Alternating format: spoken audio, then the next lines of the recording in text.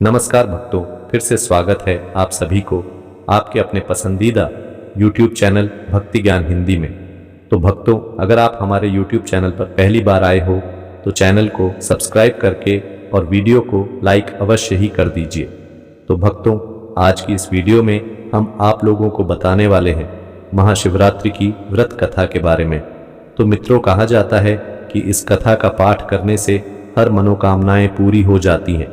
इसलिए माताएं एवं बहनें ध्यानपूर्वक वीडियो देखें और ध्यानपूर्वक सुनें। तो मित्रों, एक बार पार्वती ने भगवान शिव शंकर से पूछा, ऐसा कौन सा श्रेष्ठ तथा सरल व्रत पूजन है जिससे मृत्यु लोक के प्राणी आपकी कृपा सहज ही प्राप्त कर लेते हैं।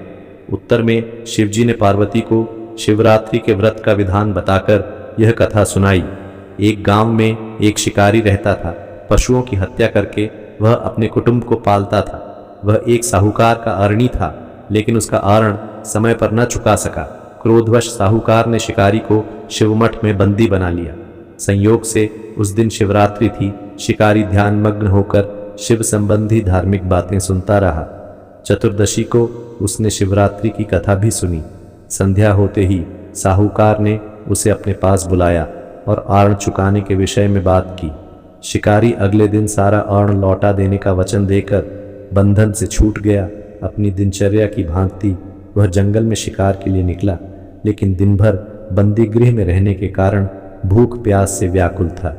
शिकार करने के लिए वह एक तालाब के किनारे बेल वृक्ष पर पड्डे ढाव बनाने लगा। बेल वृक्ष के नीचे शिवलिंग था जो बिल्व पत्रों से ढंका हुआ था। शिकारी को उसका पता न चला। पड्डी ढाव बनाते समय उसने जो टहनियां तोड़ी वे संयोग से शिवलिंग पर गिरी।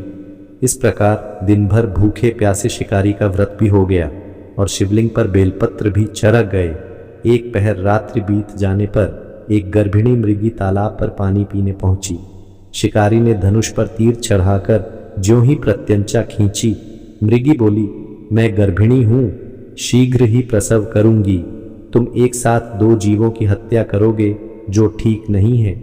मैं अपने बच्चे को जन्म देकर शीघ्र ही तुम्हारे सामने प्रस्तुत हो जाऊंगी, तब तुम मुझे मार लेना। शिकारी ने प्रत्यंचा ढीली कर दी और मृगी झादियों में लुप्त हो गई। कुछ ही देर बाद एक और मृगी उधर से निकली। शिकारी की प्रसन्नता का ठिकाना न रहा। समीप आने पर उसने धनुष पर बाण चढ़ाया। तब उसे देख मृगी ने विनम्रता पूर्वक निवेदन किया, हे पारधी, मैं थोड़ी देर पहले ही रथु से निवृत्त हुई हूँ। कामातुर विरहिणी हूँ, अपने प्रिय की खोज में भटक रही हूँ। मैं अपने पति से मिलकर शीघ्र ही तुम्हारे पास आ जाऊंगी। शिकारी ने उसे भी जाने दिया। 2 बार शिकार को खोकर उसका माथा ठनका। वह चिंता में पड्डी डीडीएच गया। रात्रि का आखिरी पहर बीत रहा था। तभी एक अन्य मृगी अपने बच्चों के साथ उधर से निकली। शिकारी के लिए यह स्वर्णिम अवसर था। उसने धनुष पर तीर चढ़ाने में देर न लगाई। वह तीर छोड़ने ही वाला था कि मृगी बोली, हे पारधी, मैं इन बच्चों को पिता के हवाले करके लौट आऊंगी। इस समय मुझे मत मार। शिकारी हंसा और बोला, सामने आए शिकार को छोड़ दूं, मैं ऐसा मूर्ख नहीं। इससे पहले मैं 2 बार अपना शिकार खो चुका हूँ। मेरे बच्चे भूख प्यास से टड्डिए छप रहे होंगे। उत्तर में मृगी ने फिर कहा, जैसे तुम्हें अपने बच्चों की ममता सता रही है, ठीक वैसे ही मुझे भी।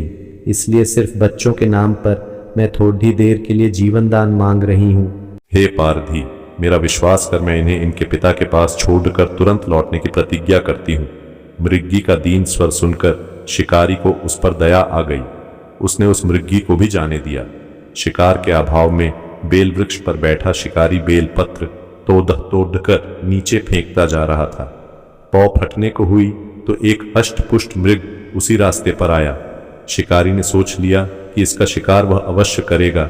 शिकारी की तनी प्रत्यंचा देखकर मृग विनीत स्वर में बोला, हे पारधी भाई, यदि तुमने मुझसे पूर्व आने वाली 3 मृगियों तथा छोटे छोटे बच्चों को मार डाला है तो मुझे भी मारने में विलंब न करो, ताकि उनके वियोग में मुझे एक क्षण भी दुहक न सहना पड़े। मैं उन मृगियों का पति हूँ। यदि तुमने उन्हें जीवन दान दिया है तो मुझे भी कुछ क्षण जीवन दान देने की कृपा करो। मैं उनसे मिलकर तुम्हारे सामने उपस्थित हो जाऊंगा। मृग की बात सुनते ही शिकारी के सामने पूरी रात का घटना चक्र घूम गया। उसने सारी कथा मृग को सुना दी। तब मृग ने कहा, मेरी तीनों पत्नियां जिस प्रकार प्रतिज्ञाबद्ध होकर गई हैं, मेरी मृत्यु से अपने धर्म का पालन नहीं कर पाएंगी। अतः जैसे तुमने उन्हें विश्वास पात्र मानकर छोड़ा है, वैसे ही मुझे भी जाने दो। मैं उन सबके साथ तुम्हारे सामने शीघ्र ही उपस्थित होता हूँ। उपवास, रात्रि जागरण तथा शिवलिंग पर बेलपत्र चढ़ाने से शिकारी का हिंसक हृदय निर्मल हो गया था। उसमें भगवत शक्ति का वास हो गया था। धनुष तथा बाण उसके हाथ से सहज ही छूट गए। भगवान शिव की अनुकंपा से उसका हिंसक हृदय कारुणिक भावों से भर गया। वह अपने अतीत के कर्मों को याद करके पश्चाताप की ज्वाला में जलने लगा। थोड़ी ही देर बाद मृग परिवार शिकारी के समक्ष उपस्थित हो गया ताकि वह उनका शिकार कर सके, किंतु जंगली पशुओं की ऐसी सत्यता, सात्विकता एवं सामूहिक प्रेम भावना देखकर शिकारी को बद्धी ग्लानि हुई। उसके नेत्रों से आंसुओं की झड्डी लग गई। उस मृग परिवार को न मारकर शिकारी ने अपने कठोर हृदय को जीव हिंसा से हटा सदा के लिए कोमल एवं दयालु बना लिया। देवलोक से समस्त देव समाज भी इस घटना को देख रहा था। घटना की परिणति होते ही देवी देवताओं ने पुष्प वर्षा की। तब शिकारी तथा मृग परिवार मोक्ष को प्राप्त हुए। तो भक्तों, अगर वीडियो पसंद आए तो वीडियो को लाइक करके और चैनल को सब्सक्राइब अवश्य कर लीजिए। धन्यवाद दोस्तों।